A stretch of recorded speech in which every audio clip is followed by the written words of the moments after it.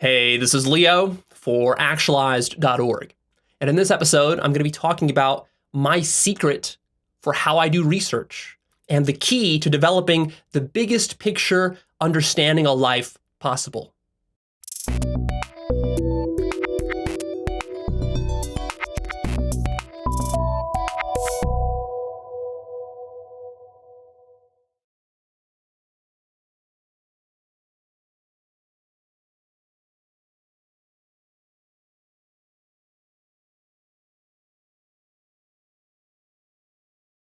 What I find on a very practical level is that very few people have a very big picture understanding of life and what they're doing here in life and of reality, and much less so an accurate big picture understanding of life. So the question that I always had is, how do I develop such a picture? What do I need to know? What principles do I need to follow? What traps must I avoid? Because if it's such a rare thing, that must mean that very few people are able to succeed at it. And why would that be? That's the topic that we're going to cover today. My secret to how I do research, how I discover all this information, bring it to you, and how I've been doing this for over a decade now in my own life is quite interesting. The secret is not some gimmick or some technique or some gadget that I use where I can just like speed read through books and that's how I do it. That's not how I do it. I actually read pretty slowly. The secret is not a gimmick. The secret is having the right epistemic foundation, which very few people have. And this is why people fail at developing the big picture. And this is why you too will fail unless you make an extraordinary effort to understand what the right epistemic foundation is. Even very intelligent people, even highly enlightened people still fail because they fail to study what the right epistemic foundation is for really acquiring the understanding and avoiding all the traps. And by the way, this is true in most areas where people have deep success, is that the success is not some flimsy gimmick or technique, it's a structural thing. It's how they approach the entire problem. It's not just a flimsy add-on. So my own story goes back to high school and to college, and I've talked about this before, but I was kind of obsessed with philosophy and epistemology. Epistemology is the field of philosophy that is concerned with theory of knowledge. How do we know what we know? A lot of people like to talk about how they have the truth, or they know what's true, or they understand reality, but they've never investigated how it is that people come to know anything. That's a very deep field of study. Human beings have been studying it for over 2,000 years with mixed results, with a lot of blunders. So you got to be very careful. This is a very delicate field. A lot of nuance here. So as I went into philosophy and I was doing a lot of philosophy, I became aware of a couple of things. First is I became aware of myself doing philosophy. So this is kind of like what I would call meta-philosophy. As I'm sitting there and doing philosophy, I become aware and conscious that, hey, I'm doing philosophy. And I'm doing it according to certain rules and following certain principles and making certain assumptions. And that's worth investigating in and of itself. So I started kind of doing meta-philosophy, philosophy on philosophy, asking questions like, well, what is philosophy? How does philosophy work? What is it working towards? And by the way, when I use the word philosophy, for you, if you don't like that word, you can just substitute it with seeking understanding or seeking truth. That's basically what the aim of philosophy is. And then how successful is it at actually delivering on that promise? Well, that's a mixed bag. Depends on how you do it. Also, what I became aware of is I became aware of the role of psychology within philosophy. It's not as though we're just sitting on our chair and doing philosophy and we're discovering stuff about reality. It's not like that. Psychology, our own personal emotions, desires, and biases end up playing a huge role in the way that we do philosophy or the way that we go about seeking truth or seeking understanding. And this is an element that many people miss, even very intelligent philosophers. So I became aware of that. And also, I became acutely aware of the limits of philosophy and of reason, and that there are some things that are outside of philosophy and outside of reason. And it's important when you're doing philosophy to realize your limitations and not to assume that you can just use philosophy to solve every problem. So those are some of the things I noticed. And as I was studying and researching all this stuff, I went pretty deep with it, and basically my epistemic foundation gelled. And then I used that epistemic foundation to do an amazing amount of research in the last 5 years. A lot of it I've been sharing with you. A lot of it I haven't even been able to share yet because some of this stuff is quite difficult to articulate. Some of these concepts are very nuanced, easy to misinterpret, easy to misunderstand, and it takes time for me just to do the research in my own mind to understand it before I can come up here and deliver it to you. But anyways, the important thing that I want to share with you is my epistemic foundation. I think that's the most valuable thing I can really offer you in this entire field of personal development. Because you can learn about techniques here and there from other people, but very few people teach you is the epistemic foundation you need to really develop an accurate big picture understanding of reality and to avoid all the traps that people fall into. And I didn't know this, but by going through this process, I developed almost like this superpower. The epistemic foundation became like this superpower that I've been able to use to grow very quickly and to discover new fields that I would never, ever, ever have been able to discover other than through accident.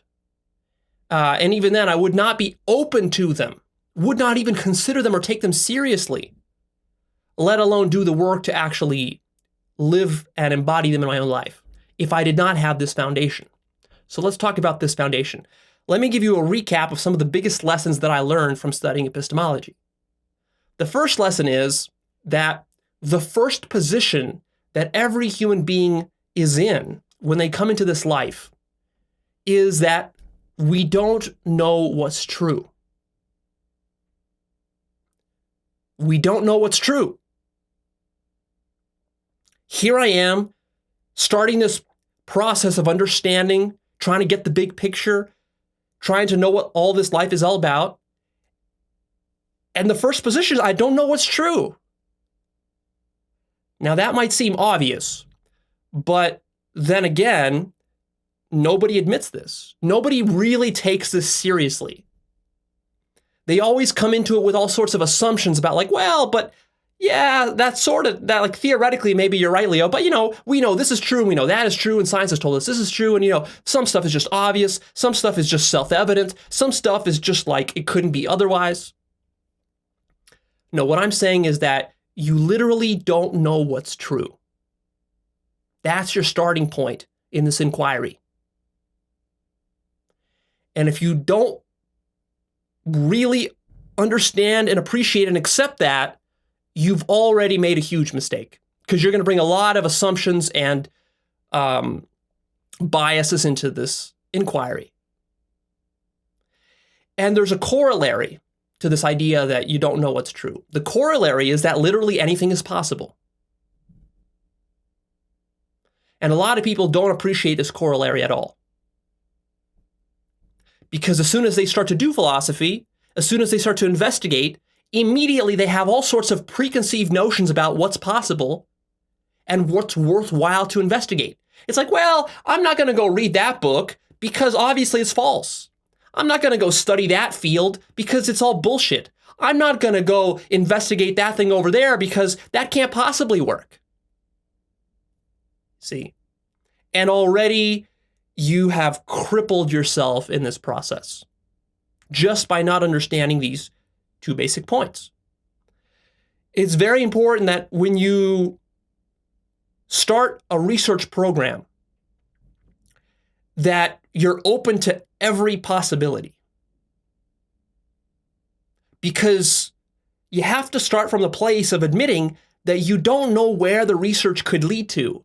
You might think that some research avenue might be a dead end, and actually it turns out to lead very far. Or vice versa. And so when you really understand this principle, then you have to understand that everything warrants investigation.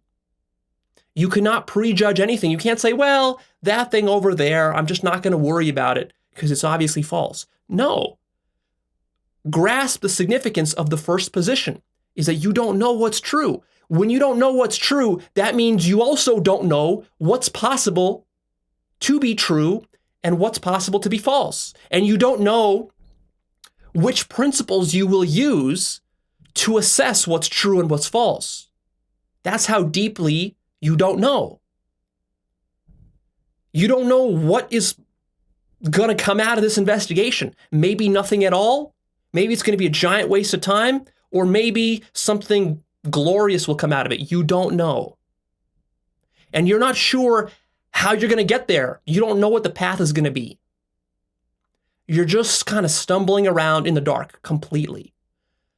This is very important to understand. You cannot rely on the knowledge or information that other human beings have sort of mined for you and supplied to you in books, because how do you assess which books are correct and which are not? There's a lot of conflicting information in books. Same thing with experts. There's a lot of different experts in every field who conflict with each other and tell you the opposite things. So how are you going to know which experts to rely on, which books to rely on, which fields to study and which ones to ignore? And the reality is that you don't. And to admit that is very important, because most people assume that, well, I have a good gut feeling that that field over there is a stupid field. And I have a good gut feeling that that book over there is a bunch of bullshit. And I have a good feeling that that expert, that guru over there is full of shit. And as soon as you get stuck in that sort of paradigm, you've lost it. You failed. You will never, ever recover from that. So that's an important point. Another lesson I learned is that self-deception is the number one enemy in doing research and developing understanding. Self-deception. You are your own greatest enemy. What this means is that you have to watch your personal biases and weaknesses like a hawk, because they are the number one factor that will lead you astray. And of course, what do we do? In our infinite wisdom, what do we do when we start to go on this process of research and understanding? We immediately start to point fingers at other people and say, oh, that guy's full of shit, and that's bullshit. That's a lie over there. That guy's deluded, and look at this nonsense over here. Look at those Mormons. Look at those Christians. Look at those foolish scientists from 200 years ago. How could they have been all so foolish? And as soon as you, again, take that sort of attitude, you've already failed, because you've oriented yourself outward at pointing out other people's self-deceptions, meanwhile neglecting your own. And your own is the only ones that you really should be worried about. And this requires a lot of emotional labor to watch your own personal biases and your own weaknesses come into play as you do the research. Because what would happen if you need to go research some topic that will trigger fears in you, that will trigger your deepest insecurities? That's going to require a lot of emotional labor to grapple with some of these nuanced ideas.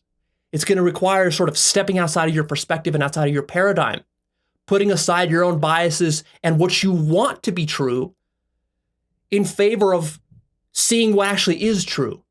What's going to happen when you hit that fork in the road? Well, I'll tell you what's going to happen if you're not very vigilant, is that you will side with your own personal biases and weaknesses. You will succumb to them, and you will ignore what's actually the case. And you will make a huge epistemic blunder, as most people do. Another lesson that I learned is that every position, no matter what position or perspective you take on reality, has hidden assumptions behind it.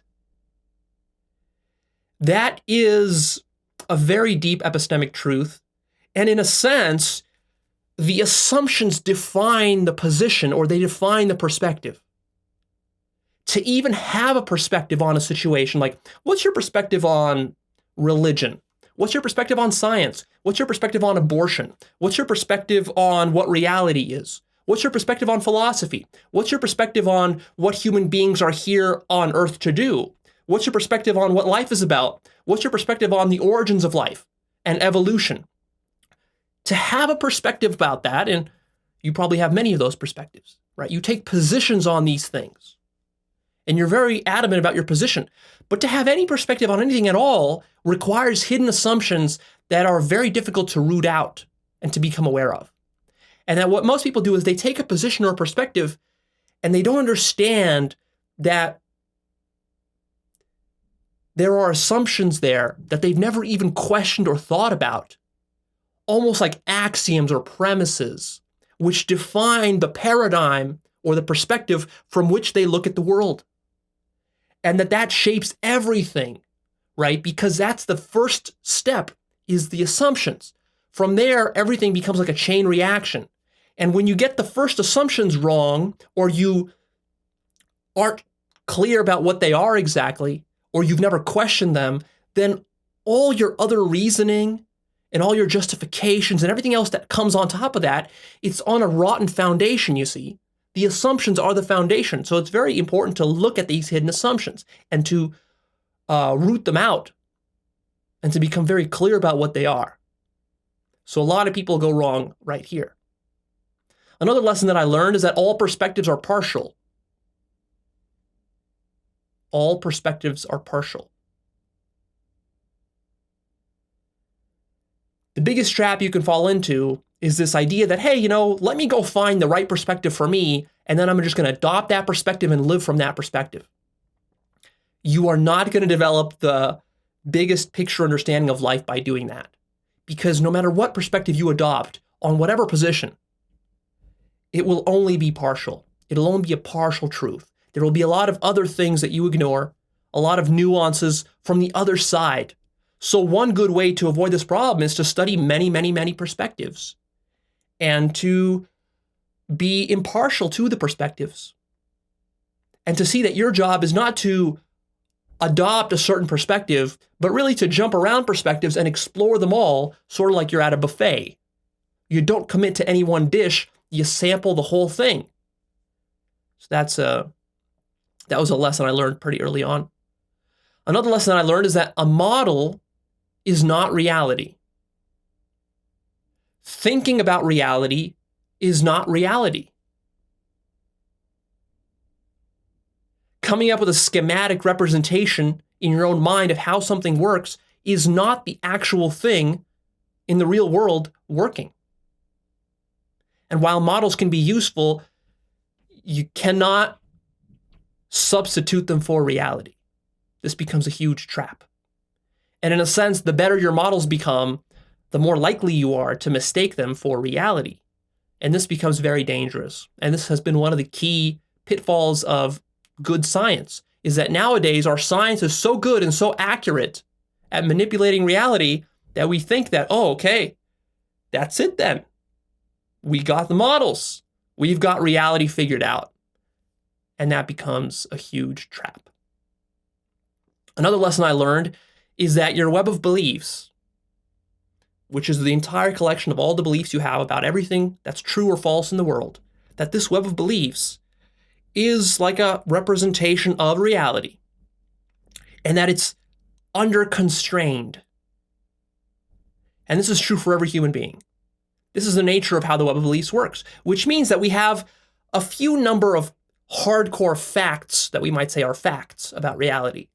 And then you have this giant web of beliefs that you build, which is only loosely connected to the facts, which means that you can build different kinds of webs of belief to explain exactly the same phenomenon, which explains why we have this diversity of perspectives and diversity of opinions and ideologies around the world, is that we could have the exact same facts, but because people interpret the facts in different ways, and they have all sorts of other elements to their web of belief that are not based on fact at all. They just have their own biases and their own preferences, that those get mixed in there. And so you can have a web of belief which is one way explaining one set of facts, but then somebody else has a totally different web of beliefs explaining the exact same set of facts. And this leads to a lot of confusion. And you got to be able to see through that. And you got to be able to see that other people are doing that and that you yourself are doing that.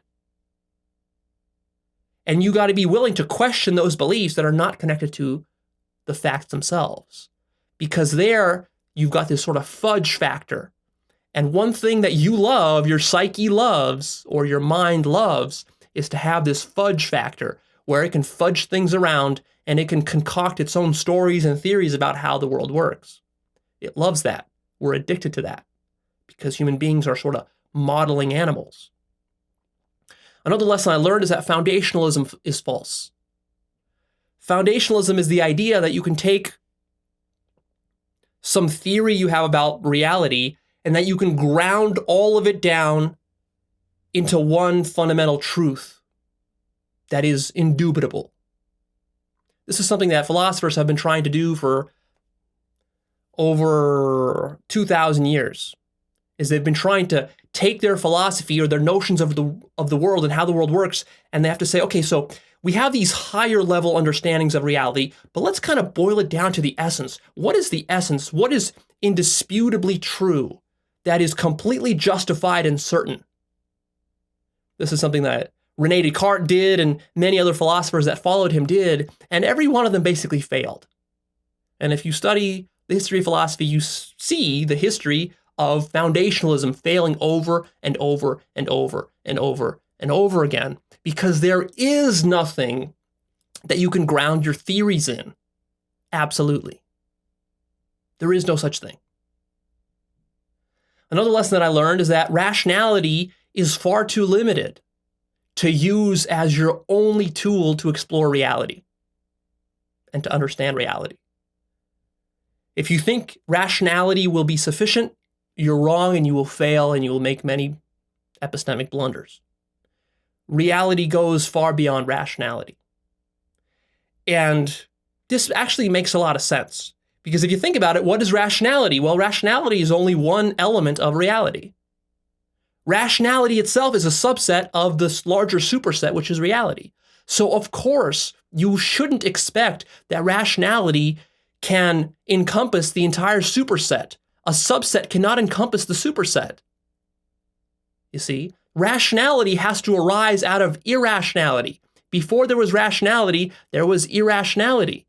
Rationality had to be evolved. If you take the standard scientific understanding of it, there was no rationality until complex mammals evolved, and then we had primates, and then we had human beings. There was no rationality before that.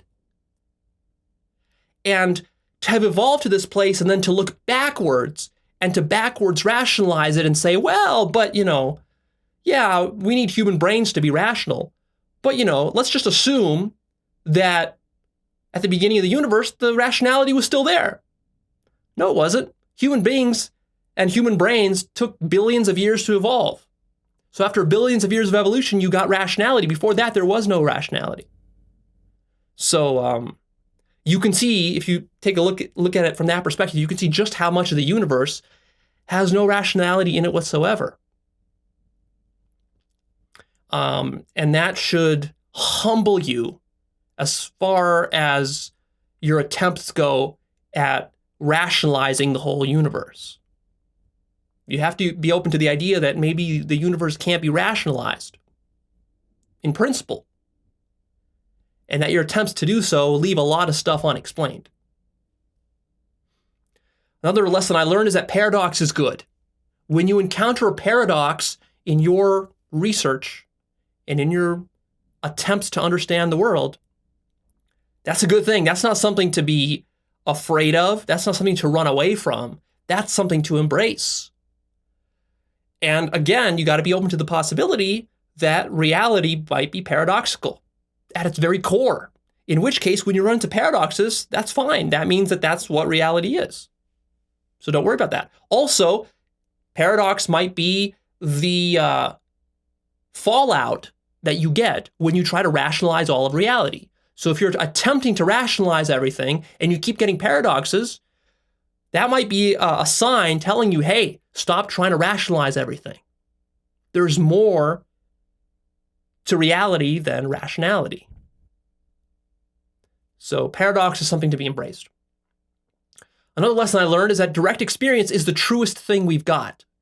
So of all the things we can rely on to begin our investigation, we could rely on expert authorities like the Pope or some scientist like Einstein. We could rely on authority, but that's not a very high quality way to do this investigation. We could also rely on various other things, our thoughts, our reasoning abilities, our intuitions, and so forth, or we've got just direct experience. So what do we start our investigation with? Well, I don't have time to go into why I came to this lesson, but the lesson I came to is that direct experience is the truest thing you've got. If you stick to that, you're going to avoid a lot of traps. If, however, you're going to go with different authority figures, different writers and speakers and authors, that's going to be very problematic. You're going to run into a lot of traps there.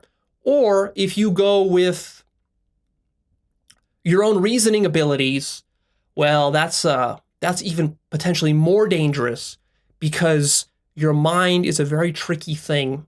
It's like a labyrinth that you can very easily get lost in. So I'm not saying that you need to now discount expert authorities and your own reason and your own intuitions. No, all those things are important factors, so we're not throwing those away. But I'm just saying that the truest thing you've got is your own direct experience. And that's a good starting point for this investigation. Now, once you go further in the investigation, you might want to come back and revisit this axiom or this assumption that direct experience is the truest thing you've got, and you might want to question that. But as a starting point, it's a good principle to go with. Because you got to start somewhere, right? It's not possible to start this investigation from ground zero because you've already got certain beliefs, you've already got certain assumptions. To do this investigation in practice, not in theory, but in practice, you have to make certain assumptions. The key is not to get locked into your assumptions. The key is to be flexible enough to come back and revisit those assumptions in the future. Because you know what? Every assumption that you started with might have been false. And you don't know until you really check. Check it out. That might take a while. Speaking of direct experience, another lesson I learned, and this is something I learned more recently, is that there is a huge spectrum of possible direct experiences. Huge. Way larger than you ever imagined possible. What you think of as reality and all the experiences you've had in your whole life, that is a tiny little sliver of all the vast possible and weird experiences that are possible to have in this world. And so seeking out new experiences becomes hugely important if you accept the axiom that direct experience is one of the truest things you have in this inquiry. Because if you have a very narrow slice of this entire spectrum, and you're using that slice to create your models and your understanding, well, you can see how that can go very wrong because you're missing out on so much of the larger spectrum. You're not accounting for the whole thing. And by definition, that means you're not going to have the biggest picture. To have the biggest picture, you need to explore more of the spectrum because the picture is explaining the spectrum. And a lot of people, the reason they don't have a big picture and they don't care about developing a big picture is because they've committed themselves to a little tiny sliver of the spectrum. Like they grew up in the same city, in the same state, in the same country. They speak one language. They haven't studied history. They're not very worldly. And so they haven't experienced much of life. All they do is they just go to their 9-to-5 job at Starbucks. They punch the clock, they do the work, they come home, maybe they have a relationship, they have a kid, and that's it. And their experience of life is very limited. They don't study science and history and religion and philosophy or any of this kind of stuff. And so then they have very little that needs explaining. To them, they understand everything because, they understand everything that's just that little piece of life. But once you start having more diverse experiences, you start interacting with intelligent people, you start having altered states of consciousness, you start learning about personal development, you start learning about weird paranormal phenomena that people talk about, and you start investigating all this stuff, and all of a sudden, you have a lot more experience to explain, and all of a sudden, your old big picture, what you thought was the big picture explanation doesn't work anymore. Doesn't work to account for the whole spectrum. So pushing your spectrum out to both ends is very important. Another lesson I learned is that the practical level still matters. It's very easy to get lost in just armchair philosophy and just theorizing stuff. But it's important to keep in mind that the reason we're doing this is so that we can move forward and that we can be more effective in our lives, so that we can be more happier, so we can master our emotions, so we can be more successful in the things that we want to accomplish. So if this entire investigation is not helping you to do that, then you're losing yourself in theory and in academic disputes that are really not relevant to you living the kind of life that you want to live. So this entire investigation, one easy way to see if you're doing it right is that your life should be improving gradually over time, in the long run. Not in the short run, but in the long run, your life should be improving. Because in the short run, you might discover some things in this investigation that kind of freak you out, destabilize you. So that's okay. But in the long run, you should start to see improvement. That's the practical level. You got to keep the practical level in mind. Another lesson I learned is that the best position to take is no position at all. To not desire a position, to not have anything to defend, that's really when you know you're doing good epistemology. When you can just admit to yourself that, you know what, I just want to get to the bottom of understanding what's true here. I don't care what's true. I'm open to whatever. I'm not going to be defending any position. I'm not going to be an ideologue. I'm not going to be a crusader. I don't care about debating with people. I don't care about proving my point. I don't care about writing a book. I don't care about being famous with some idea that I hold. I don't care about getting more followers and recruiting more people to my cause. I don't care about holding some rally or some riot or, getting people to pull out their pitchforks. I don't care about any of that. All of that is a distraction. What I'm interested in is just getting to the bottom of understanding what life is and how I should live it. And in that respect, I have no position. I don't need a position. A position is something that people need to feel comfortable, like a baby blanket. And I am more mature than that. That's a really healthy attitude to take. Another lesson I learned is to seek understanding rather than truth.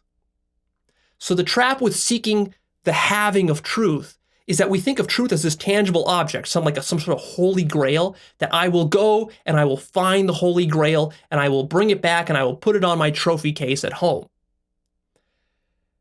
That doesn't seem to work very well. If you take a look at the history of science and philosophy over the last couple thousand years, very few people have succeeded in bringing home the truth holy grail and putting it on their mantle. Instead, what you should be more interested in is just the looser project of developing understanding. So it's not that I want to grab hold of something and then claim it and show it to the world as this is the true thing. Not like that. But instead, it's like, I just want to understand. I want to understand the different fields of life and how they work. I want to understand the mechanics. I want to understand the traps, the pitfalls. So I want to understand maybe how business works.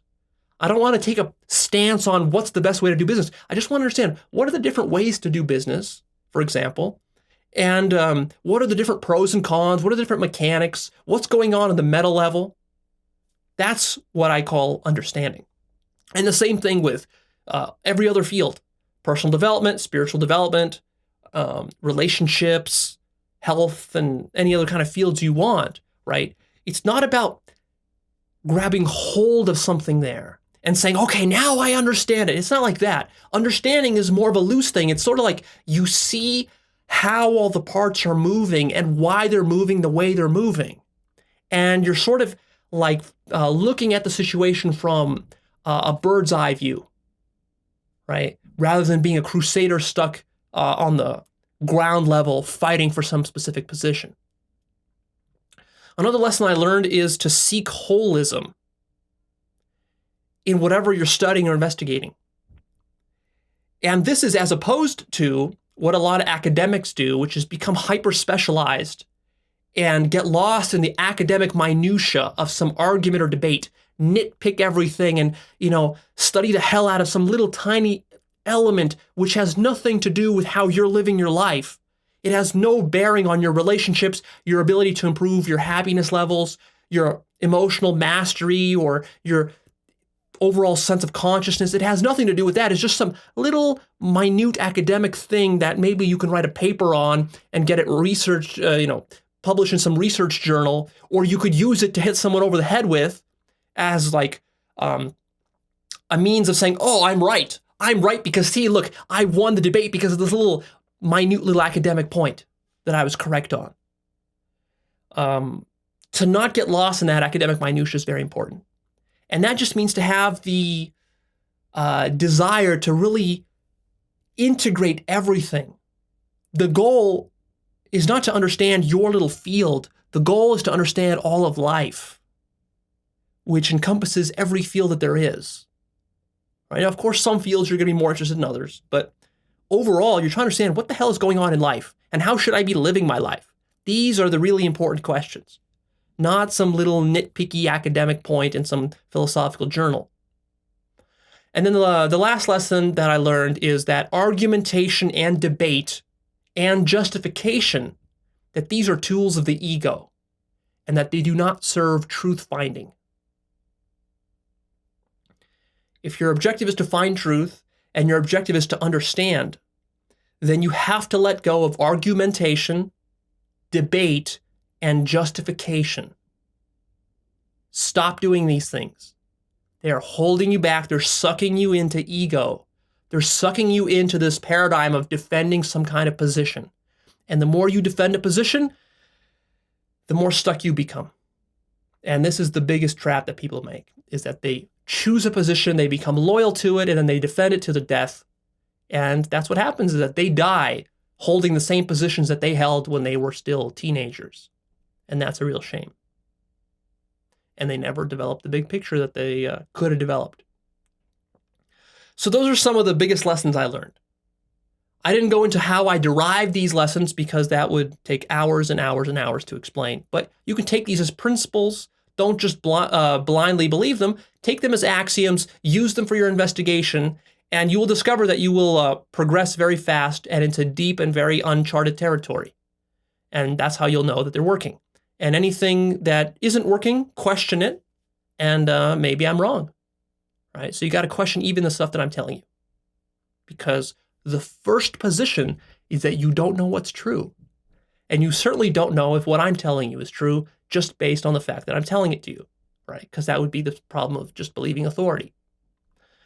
The next question that I want to talk about is, so if we zoom out for a second here and we ask ourselves the big question, which is, what's the best method for understanding reality? Like what methodology or what attitude should I adopt if what I care about is having the biggest picture understanding of reality? Well, let's explore this. There's a couple of positions or a couple of basic approaches that you could take. The first approach is what I call the default position, which is just going with the flow. This is what will happen if you don't do anything else.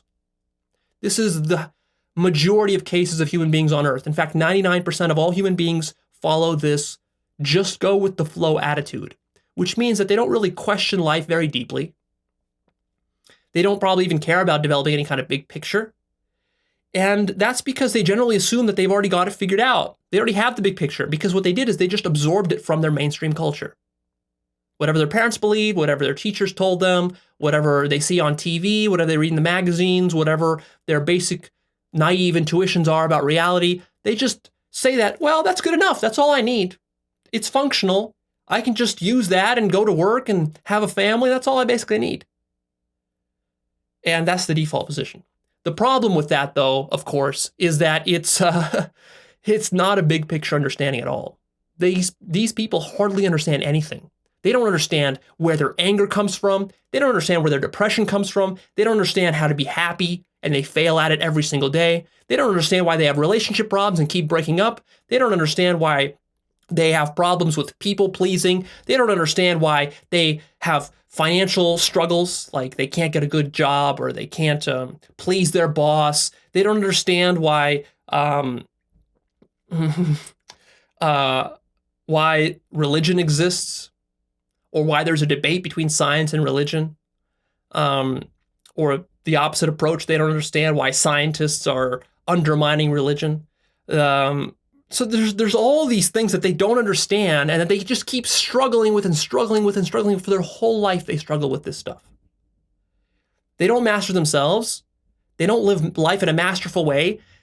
They are not joyful people. They're generally sour, bitter, depressed, people who are just going through life, just kind of like toughing it out, thinking that if they just wait long enough, that eventually happiness will come through some sort of acquisition of money or relationships or a house or something like that. And that will be like the peak of their life when they get the stuff that they want. And then after that, they can retire and then hopefully die a painless death. Like, that's their general sense of how life works. And of course, these are people who haven't really studied personal development at all. And as soon as they do start to study personal development, they start to see that their big picture just completely breaks down. It doesn't explain anything. They see all these contradictions. They see all these things they can't explain about themselves once they become a little bit more aware. And then that's when the sort of existential crisis starts to happen. So that's the problem there. The other approach you could take to developing your big picture is the academic approach. And I already sort of touched on this, the problems with the academic approach. The academic approach is this narrowly specialized approach. It's like, well, I'm going to pick one field. Like, let's say if I want to understand psychology, I'm going to pick some very narrow field within psychology. And I'm going to study the shit out of it. And I'm going to read all the past authors. I'm going to network with all the other academics in my field and just research, read books and do a couple of narrow experiments and studies. And that's how I'm going to really understand. There is room for that kind of work. It is important, but it's not going to lead to any kind of real big picture understanding. And it's certainly not going to really be that useful in your own life to live a great life. Even if you can apply some of the things you learned in your research in this narrow academic field, that's only going to tackle one little facet of your life, and all the other facets of your life are largely going to be misunderstood. And that's why you can have someone who's very intelligent and knows a lot about psychology in an academic sense, or a lot about philosophy in an academic sense, but he has no mastery over his anger, his depression, or whatever emotions he's having. He's unfulfilled in life. He doesn't know how to get happiness. He doesn't know how to embody love, and he doesn't have much consciousness and all this stuff because he's spent his whole life stuck in a library reading books or doing some kind of research on lab rats. See, that becomes a way too narrow of a specialization.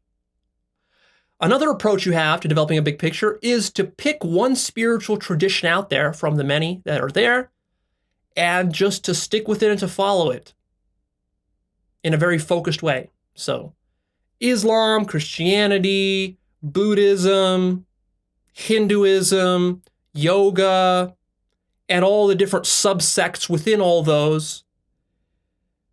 Pick whichever one you like, commit to it, and just follow it. Do all the practices, study all the theory, and tell yourself that you're going to get the biggest picture of the reality.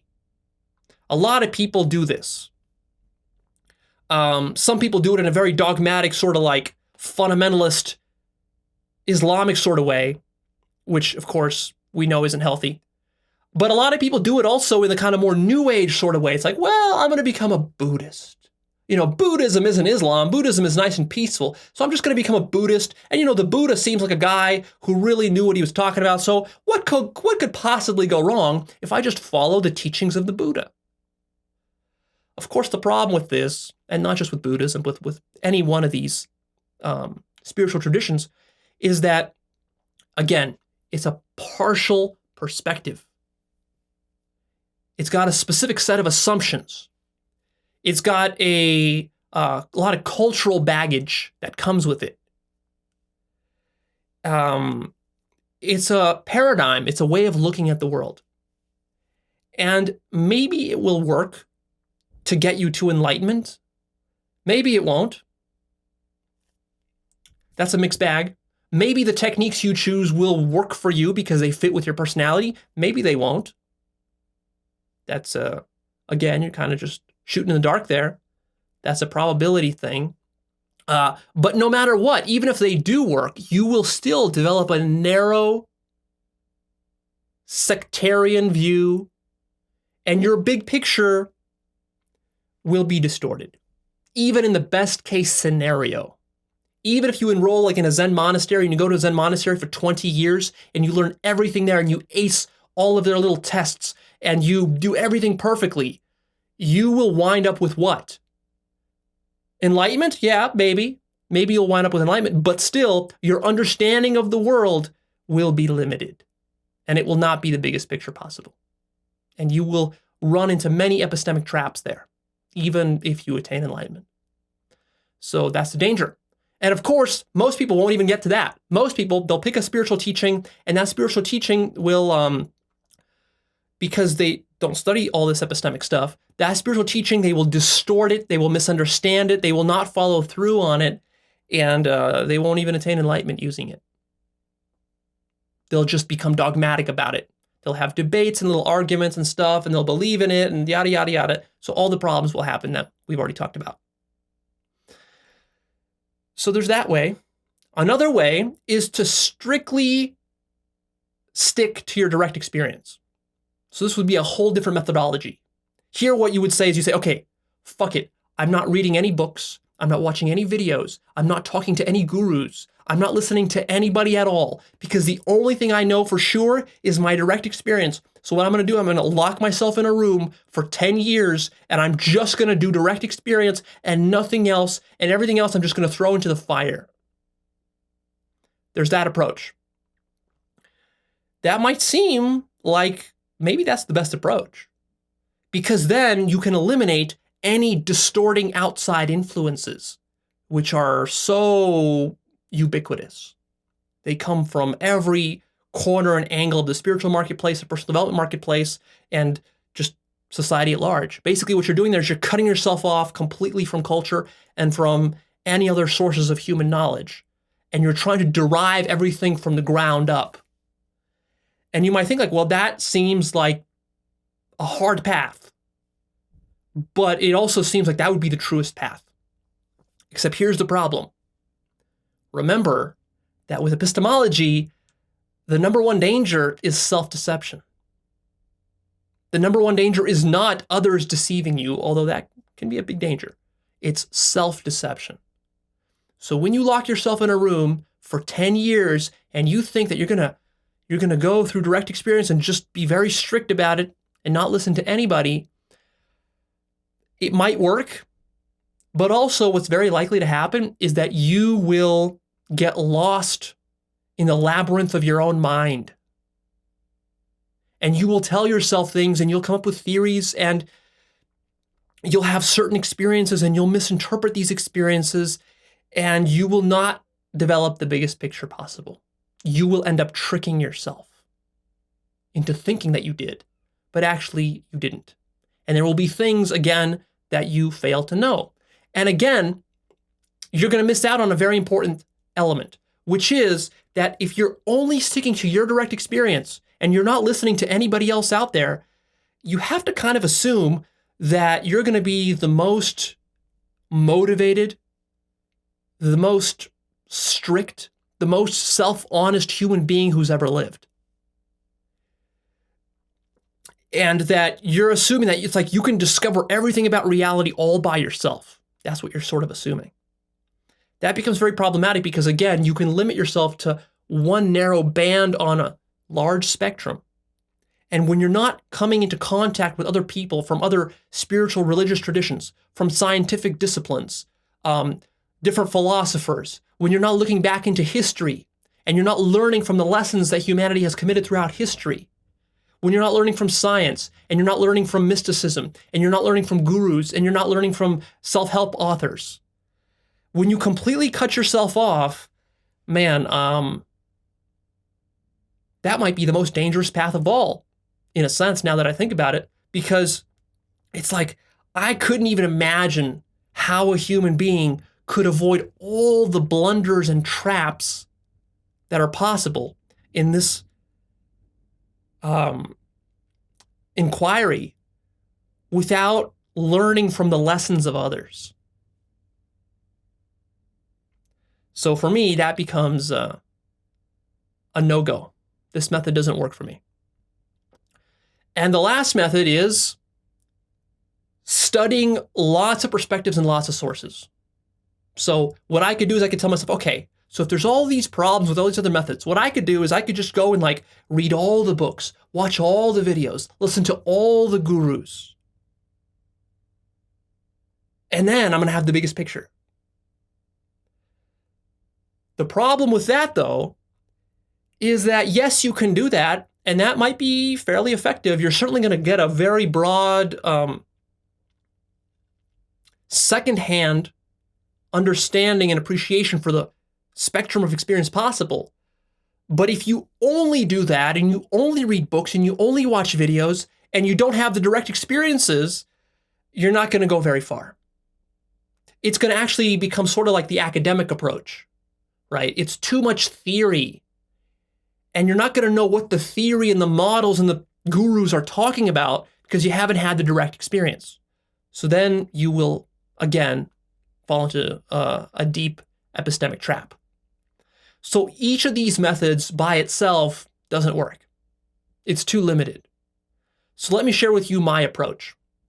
How do we practically overcome this problem? Which method should I actually use? Leo, it sounds like you're telling me that any method I use is going to be faulty. Well, in a sense, that's true, because there is no foolproof, just color by number process for how to develop the biggest picture. If there was, everyone would have the biggest picture. So you sort of have to suspect that there isn't one, that a lot of judgment and care and vigilance and attention to detail is required if you want to successfully navigate through all the different landmines that exist in this long research project. So here's my pragmatic approach. If you follow this approach, I think that this is the most powerful epistemic approach that you can follow, and it will not entirely eliminate all your problems. It's not foolproof, but it's going to give you your best chance. So here it is. First, what you do is you fully commit to understanding versus position taking. So you make a vow to yourself that I am not going to be taking any positions, and that I'm going to be super mindful about this as I go forward for the next 10, 20, 30, 40 years, my entire life. I'm going to be very mindful of how I debate and argue my position. And every time I notice that, I'm going to stop. I'm going to cut it off. I'm going to be very mindful of defending any ideas that I have about reality, myself, how the world works, and so forth. And any time that I notice myself trying to defend some ideological position, I'm going to cut that off as soon as I notice it. Also, I'm going to see and look past the semantic squabbles that exist between all the different perspectives out there. Because I will be going out and studying many perspectives, hundreds of perspectives. But in doing that, I recognize that a lot of these perspectives are talking about similar things, but in different language. And I'm going to look past the language. I'm going to read between the line, and I'm going to get beyond the terminology. And I'm going to really go for the root of what those teachings are pointing at, with the intent of experiencing it in my own life, not just to learn it theoretically, but to live it. I'm also not going to nitpick sources. I'm going to be charitable. I'm generally going to assume that the things that people are teaching me, if they're reputable people, not just some bum on the street, but if it's a reputable teacher, I'm not going to dismiss them as being deluded or liars or charlatans. I'm going to be charitable to them. Even if a perspective that I encounter is very radically different than mine, and it seems at first like it's complete nonsense, I'm going to stay open-minded, I'm going to be charitable, and I'm going to take the burden on myself to understand that perspective. I'm going to step into that perspective's shoes, so to speak, and I am going to live from that perspective just to get a taste of what it's like. And then maybe I'll bounce off of that and go to some other perspective and some other perspective and some other perspective. But I'm really going to take the effort to step outside my shoes and to change perspectives. Also, what I'm going to do is I'm going to pull from hundreds of sources. So I'm not going to be content with just reading 10 books and then saying, okay, I got it all figured out. I'm going to pull from hundreds of sources, and I'm going to combine that with my direct experience. So the stuff that I'm pulling from all these different sources, it's good, but it's only the starting point.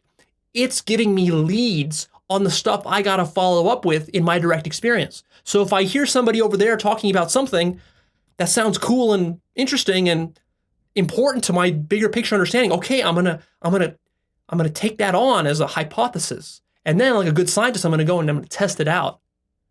And then when I hear something over there, I'm gonna do the same thing.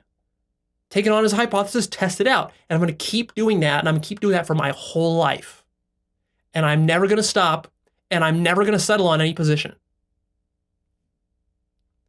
That's basically my pragmatic approach. And what I'm going to do is I'm going to cross-reference the different perspectives. So I'm going to go like study with a Buddhist master for a month, and then I'm going to go study with a Hindu master, and then I'm going to study with an Islamic master, and then a Christian master, and then I'm going to, after I did a month of study with each of them, I'm going to bring those together, cross-reference them, and then try to triangulate what are the common elements, what explains everything that's going on. And I'm going to gut check that with my intuition. So any conclusions I come to, I'm going to check them with my intuition to see, okay, does this have a ring of truth to it? So it's not just a logical thing I'm doing. It's like a deeply intuitive thing. As you start to build your deeper, bigger picture, your intuition is going to get stronger and stronger and stronger. And you're going to find that truth just stands out like a diamond in the sand, right? You can just see it, it sparkles. There's something about it that you just kind of like, oh, there it is, of course. And you just pull that little gem out there, and then you pull a little gem out from here, from that teaching, from this perspective, from that perspective, and you do the sort of pulling process. But you don't just pull theory, you pull the theory to come up with a model, but then you go and you directly experience it.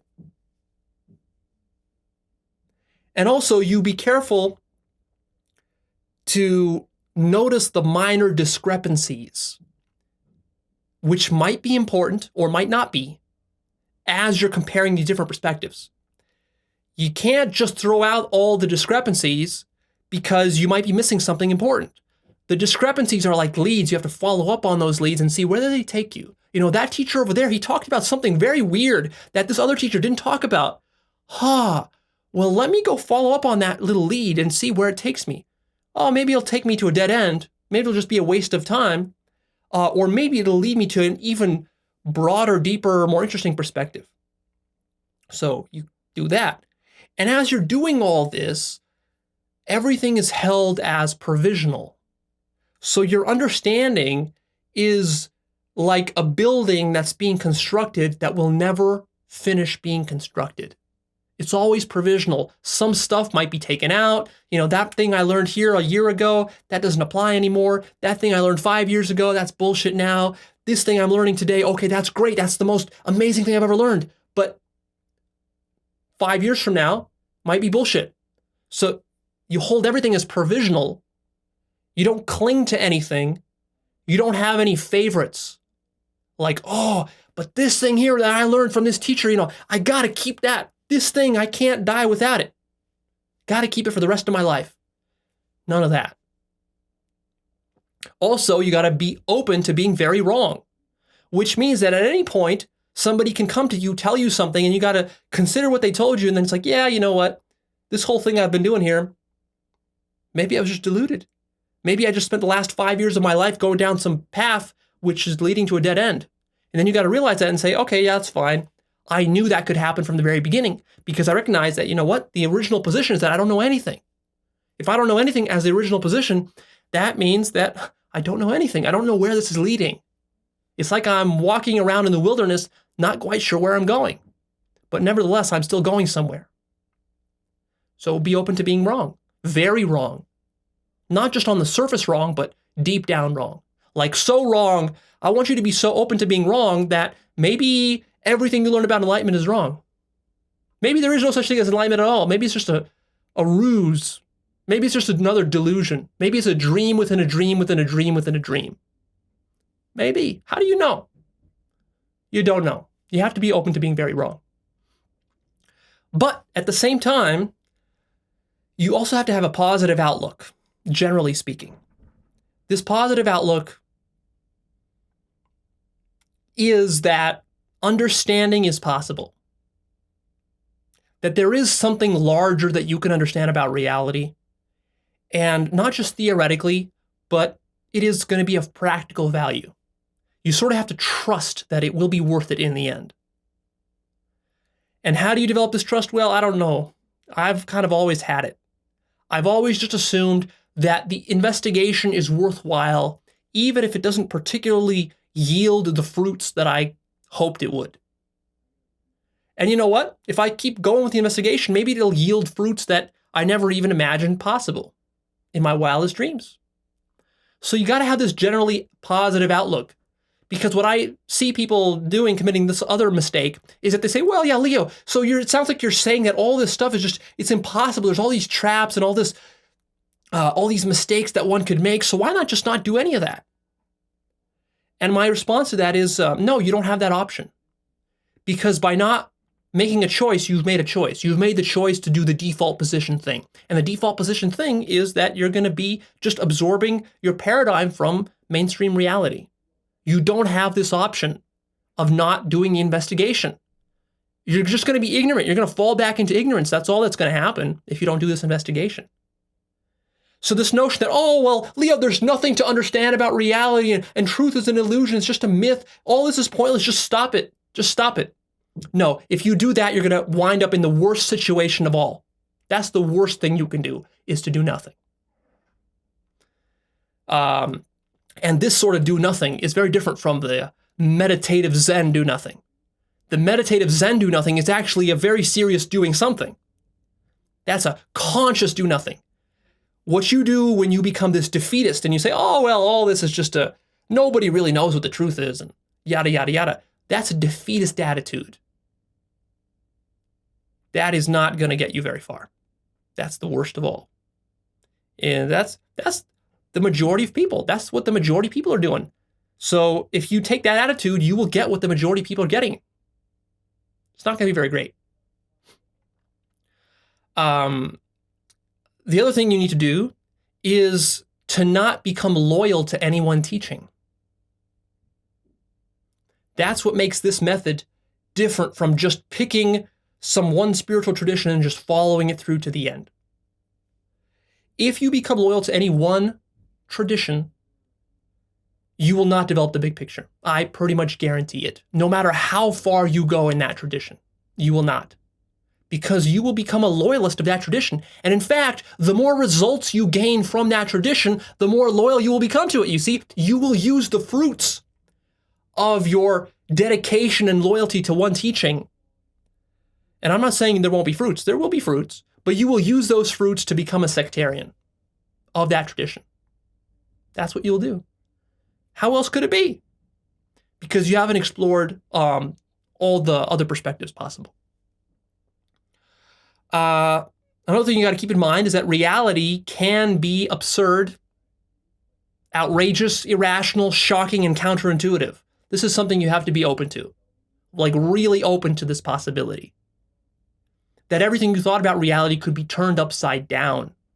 That there could be weird, shocking plot twists and reversals that make Fight Club looks like child's play in this work. There might be some days where you discover something so shocking that it leaves you speechless for a week. You got to be open to that kind of thing as you're doing this investigation. That's a huge element. Because a lot of people, they limit themselves by saying like, well, if it's absurd, then it's not worth investigating and it can't possibly be true. And if it's so outrageous, it can't possibly be true. And if it's irrational and it's not logical, it can't possibly be true. And if it leads to this weird paradox, it can't possibly be true. It's not worth going any further down that direction. And that becomes a huge barrier for discovering what's really true. And also, don't worry too much about lack of utility in your investigations. Because another big trap is that people say, well, but I'm doing this investigation, but it's not like improving my life immediately. And it doesn't seem like it's going to like help me get more sex, or it's not going to help me get more money. Leo, if this got me more money, then I would do it, but it's not going to. So why should I do it? You have to see the bigger picture. You have to see that this is a game that's being played with a long time horizon. This is not something you do for a year or two. This is something you do for your whole life. You see, when your time horizon is a year or two, yeah, you can't motivate yourself to do this work because it's not going to yield to more money. It's not going to lead to more money or more sex or a bigger house or a better career in just a year or two. But it will if you do it for 10, 20, 30 years. It definitely will. The foundation of your life, when you start to change that around, it takes a while for it to percolate up to the surface of your life. See, most people are concerned so much about the surface of their life that they neglect the foundation because they think the foundation is disconnected from the surface. No, there's just a delayed reaction. Might take you 5 years for the real fruits of the foundation to percolate up to the top. But when they do, your life will become amazing, and people around you will be asking, like, what did you do? What's your secret? What's your technique? What's the magic pill? And inside, you'll kind of laugh and chuckle because you'll be like, well, it wasn't a magic pill or technique. It's not something you can have, like, take a shortcut to. You can't do it in a week. It took me 5 or 10 years to build the foundation and to cultivate and to nurture it, to baby it so that it becomes mature and that it ripens and it fruits. And that's the kind of success that's really solid, the kind of success that nobody can steal from you. You don't lose it through bad luck or having a bad economy or getting fired from your job or something like that. That's really deep, rock solid success that's rooted in your being. Rooted in your being level. It's who you are, not some surface possession that you have, like a nice house, because you can always lose your nice house. Another element of this approach of mine is emphasis on wisdom and growth versus just pleasant theories or even getting more money or something like that. So I just said don't focus too much on the utility of it, but also don't lose the utility aspect too. The utility of it is important in the sense that wisdom and growth need to be occurring as you're going through this process. This process is not slowly increasing your wisdom and your growth and improving the quality of your life. That's a good sign to reevaluate whatever you're doing. You probably are doing this process wrong then. Another element of this process is to do, or to use rather, meta sources. What are meta sources? Meta sources are other people who have studied hundreds of perspectives and hundreds of other sources. And now you're using them as one of your sources. So a meta source or a meta perspective is already a perspective or a source that takes into account many perspectives. It's already a holistic sort of source. It's basically a source that's using this method that I'm teaching you here. And it's been using it for many years to develop a big picture. So you take its big picture and you now combine that with another big picture from another meta source, from another meta source, from another meta source, and you combine it into your meta big picture. So these are meta sources. So you could use me as a meta source because I pull from literally hundreds of sources. And I also pull from meta sources. So I'm a pretty good meta source. But you can also find other meta sources, and you can find meta sources, and then you can have your own meta source.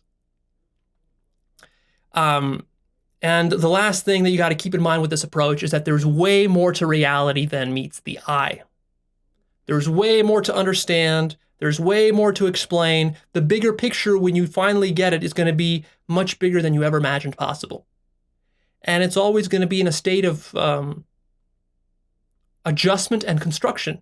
You're never going to have some monolithic big picture, which is just like, okay, that's it. It's locked in stone. Here it is. Here it is. Let me put it on my display case. It's not going to be like that. It's going to be an ever-evolving process to the last breath you take in this life.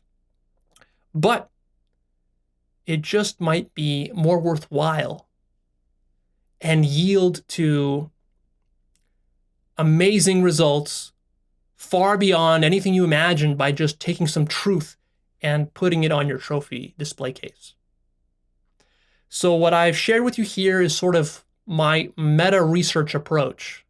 This is my own personal philosophy and the principles that I follow to develop my own big picture, to have my own insights about life, and then to share them with you.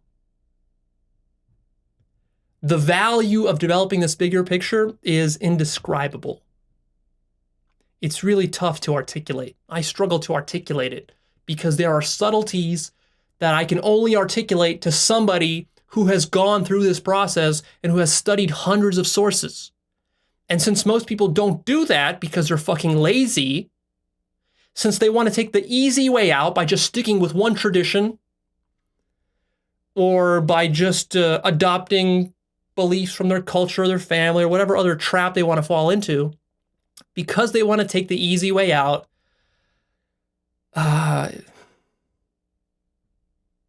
it's hard to communicate these subtleties. But these subtleties are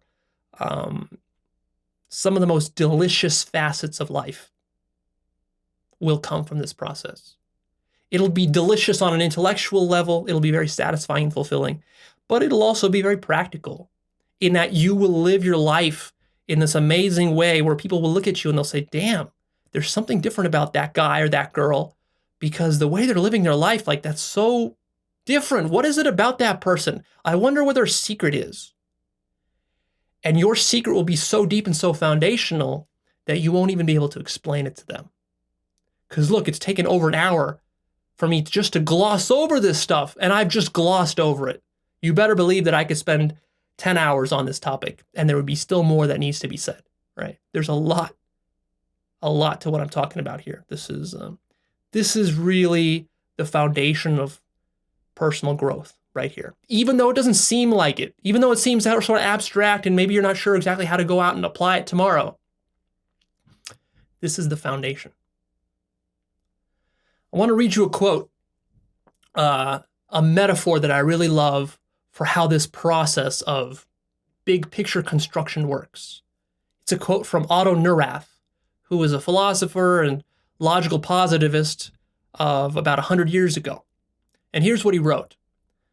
Quote, "We are like sailors who are on the open sea and must reconstruct their ship, but are never able to start afresh from the bottom. Where a beam is taken away, a new one must be put in place at once. And for the rest of the ship is used as support. In this way, by using the old beams and the driftwood, the ship can be shaped entirely anew, but only by gradual reconstruction." End quote. So what he's talking about here is he's saying that this process of rearranging your web of beliefs is a recursive process. You can never take your ship, the ship here, you can never take your rotten ship and just drag it ashore. The ship is always at sea. There is no shore. There is no foundation. There is no safe place. There is no one assumption that you can make that's foolproof and that you never have to question or investigate. You start with this rotten ship, and your object in life is to construct a healthy, structurally sound ship. And so the way you do that is by standing on one plank while you're fixing the other. As you fix one plank, then you get on the other plank and you fix the one you were just standing on. And you keep doing that by moving and fixing and fixing and fixing and fixing and fixing and fixing. And through that process, you will have a beautiful ship in the end. But you can never take for granted that everything on your ship is fixed. Because there might always be some sneaky little plank somewhere. There might be some termites in some corner of the ship that you failed to take into account, which might destroy everything, right? So this means that you always must be vigilant. You can never take any of this for granted. And that your web of beliefs has to be in constant and perpetual construction. And this requires energy and effort and vigilance for your entire life. And now the question for you is, Will you see the value in doing that? Can you envision that? Because you got to have a long time horizon here. We're talking about the whole rest of your life, basically. Can you envision the value of this? Because you don't know what the details of the value will be. You don't know specifically what this will result in, but you can have an intuition about that maybe this would be an unorthodox approach to life that very few people take, and maybe this will produce some extraordinary results. Maybe. And then you got to ask yourself, am I willing to commit and to follow all these principles and to watch myself like a hawk to make sure that I follow through on it year after year after year, decade after decade after decade? And that's something only you can answer for yourself. All right, now let me address some objections here to everything that I said. First objection is, but Leo, won't doing all this research lead to stuff like researching stupid things like UFOs and God knows what other kind of new age nonsense? My answer is yes, it will. That is the nature of research, is that you don't know where research might lead.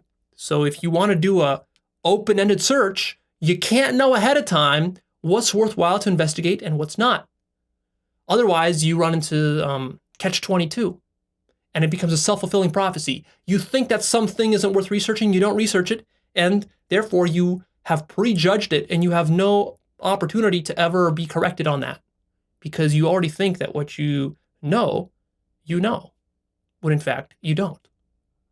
So will this lead to you wasting your time researching some stupid stuff? Sure. That's what research is. Research, a lot of it is you wasting your time going down dead ends. But that's okay, because you're not going to be lost down every dead end forever, and you don't need to research every single thing on Earth, just the things that are relevant to your big picture understanding. So will you run into some dead ends? You certainly will. You have to see the bigger picture of this process, and you have to kind of trust that things will gel in the end, and that your time, even though it might be wasted in the short term, will not be wasted in the long term, right? That's what a good researcher does, is take that attitude. Another objection you might have is, but Leo, where do you draw the line? I mean, you start talking about UFOs and conspiracy theories and this and that and all sorts of crazy stuff, and then where does it end? It sounds like I got to research for the rest of my life all this stupid shit. Most of it's going to be false, so what do I do? Well, the reality is that you don't know where to draw the line. You don't. That's your position. You were born and you don't know where to draw the fucking line. If you knew where to draw all the lines, you'd be done. You'd know everything. But you don't know everything, and you don't know where to draw the lines. So like I said, you're going to have to go down some dead ends. And just loosen your requirement for this thing to be very efficient, highly efficient process, where everything I do leads to some direct, immediate financial result from me or something like that. It's not going to work that way. So if you have that kind of expectation, don't even bother. Don't even bother starting. Another objection is, but Leo, isn't there a risk here with this process of believing all sorts of silly, wacky, new age things? Well, this risk is there no matter what. You might think that just by sticking with mainstream culture that you avoid the risk of believing silly things. This is not true at all. The only difference is that with mainstream culture, the silly things that you believe are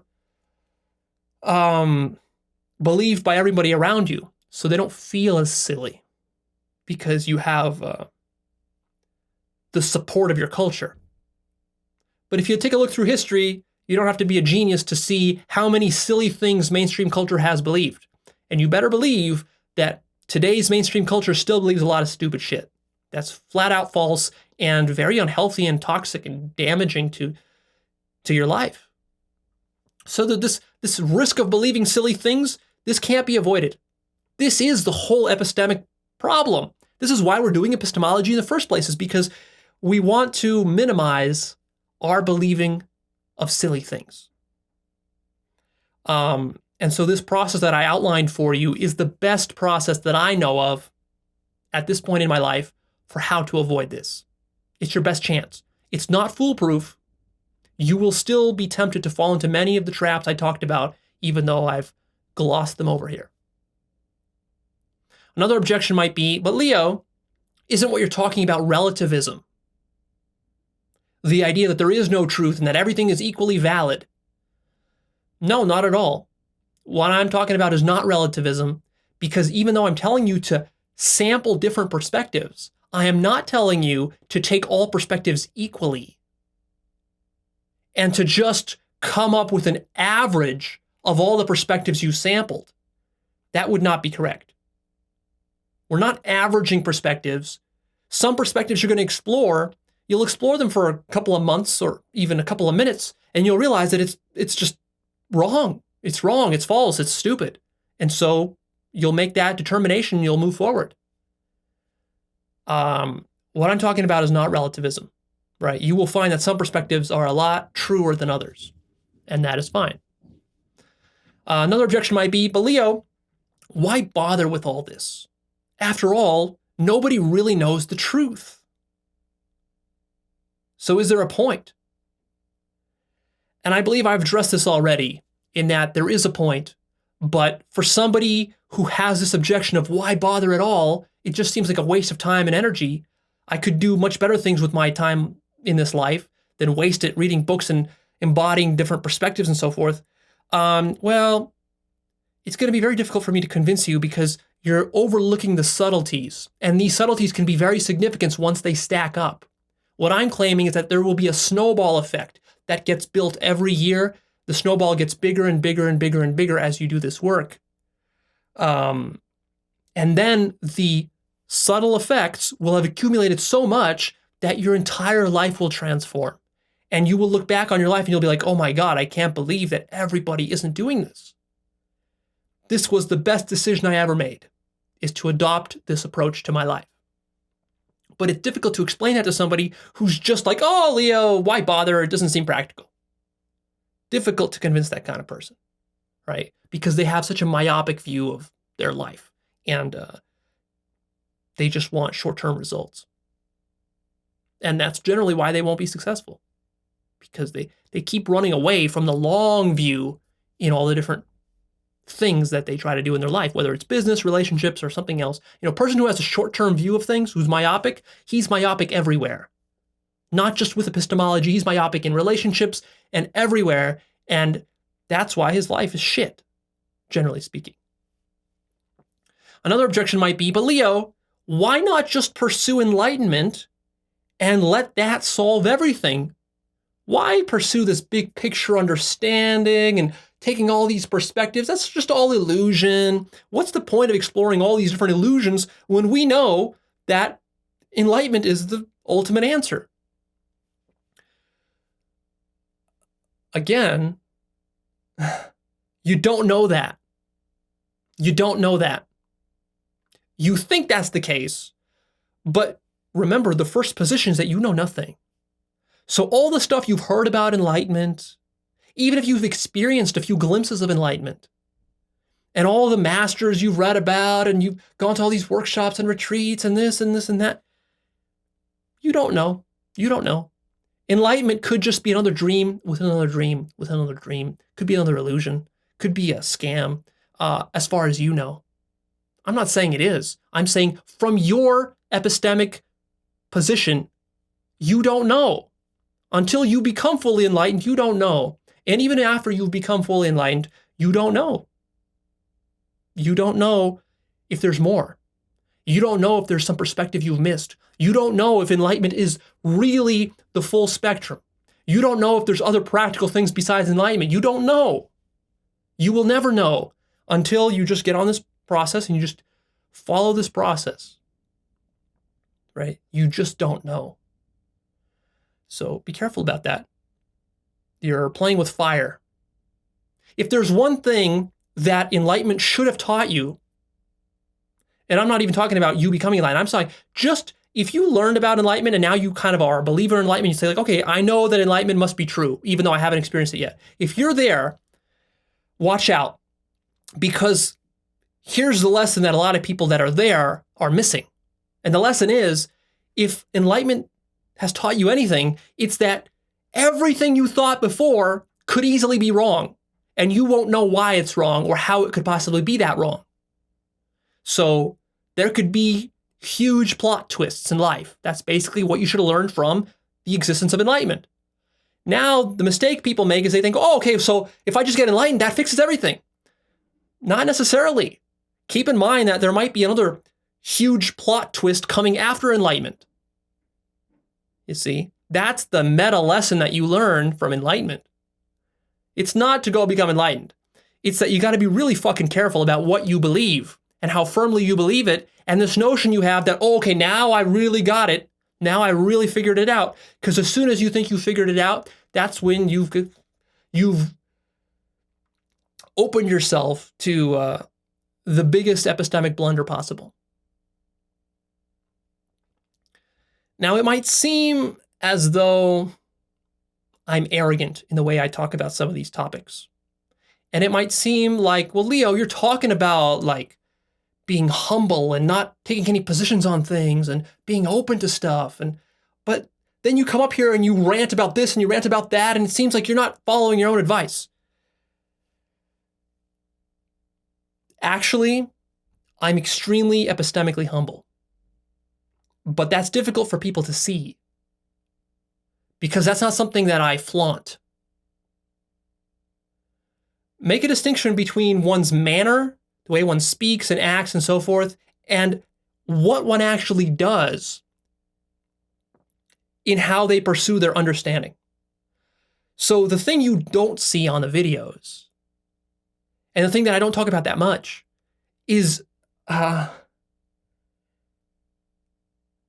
how fucking careful I am in studying all these perspectives, and how vigilant I am in watching myself like a hawk, knowing that I am my own greatest enemy. I'm not worried about my critics and people leaving me stupid little comments and stuff. That's not what worries me deep down. What worries me deep down inside is myself and the trickery that I know that I'm capable of, and the labyrinth of my mind. I'm acutely aware of all that stuff. So aware that I'm aware that there might be things I'm not aware of. And this makes me very epistemically humble in practice, even though in outward appearance, I can seem kind of arrogant, and maybe even sometimes you can mistake this for me having a position or being ideological. That's not what it really is, right? It's very difficult for me to communicate the epistemic humbleness that I actually embody. This is my greatest strength, I think, is that I really I'm seriously willing to consider that I'm wrong on anything. And I don't really care about defending any position. What I care about is just seeing the big picture. I care about the meta perspective. I care about understanding. I care about growing my life in a practical way. I care about getting extraordinary results. And even with all these things, I'm still willing to evaluate and question all of it. There's nothing about myself or my views of life that I'm not willing to question. Now, do I have certain assumptions that I'm working on? Of course. You have to. When you're building the boat in the middle of the sea, you got to stand on a plank. You can never land the boat on land, right? You're always standing on some plank, and that plank you're standing on might be rotten. And I'm very aware of that. And what this does is that this makes me extremely flexible. This makes me able to study perspectives that I see very few people being able to study. I've encountered quite a few enlightened people, and I don't even see that these people have the kind of open-mindedness that I'm talking about here. I'm talking about complete open-mindedness. Completely willing to question everything. this, I think, is the safest epistemic foundation that one can have in a world where there are no epistemic foundations. So that's the paradox of it. All right, that's it. I'm done here. Kind of a long episode because, boy, this is a juicy topic. But I'm signing off. Post me your comments down below. Please click the like button for me. Share this episode with a friend. And lastly, come check out Actualized.org right here. This is my website. And I have my newsletter there for free. You can stay tuned with new content that I release. I will be developing new forms of content in the future that you might not find out about if you're just watching me on YouTube, for example. So the newsletter is the best way to stay open to all the new announcements. Check out the forum there. Check out my life purpose course. Check out the book list. The book list is a very powerful tool for you if you want to follow up on what I talked about here. You should read at least half the books on my book list, which is close to 100 books. Because I'm not kidding. I do pull from hundreds of sources, not just dozens of sources. I literally pull from hundreds of sources. And I feel like I'm only getting started. There are so many sources I want to pull from.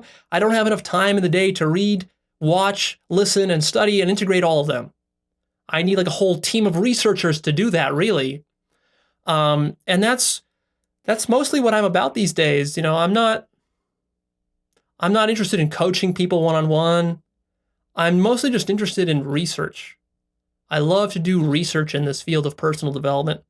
What are the best techniques, methods, and frameworks and concepts that we can discover to help people raise their consciousness?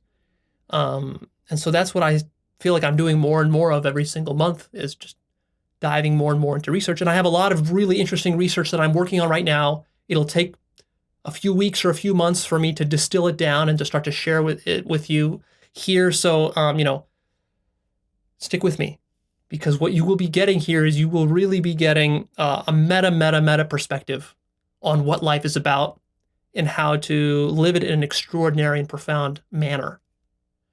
And some of the research I'll share with you in the future will be mind-blowing research.